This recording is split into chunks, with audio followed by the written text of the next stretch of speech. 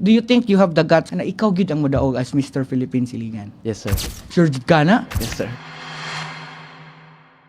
Unsa ginaa sa imuha nga murag ikapahambog yun nato sa Iligan? Appearance lang yun ako, sir. Appearance lang yun ako, sir. Wala yun Grabe man.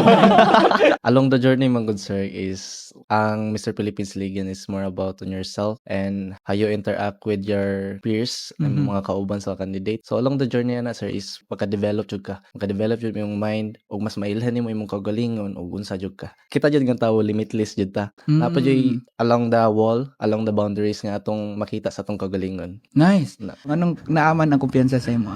Actually sir is kanang self-improvement sa una mo good sir is sa time nga teenage pa ka bitaw. So more on kanang new things bitaw ka. Gusto ka Mhm. makabalo sa mga new things. So along the journey is makita nimo imong self sa mirror. Like makita nimo maingon nimo sa imong self nga I need improvement on my appearance, on my mind, sa Mm. imong brain, sa imong wisdom, knowledge. I grab the chance nga ako ning sulayan.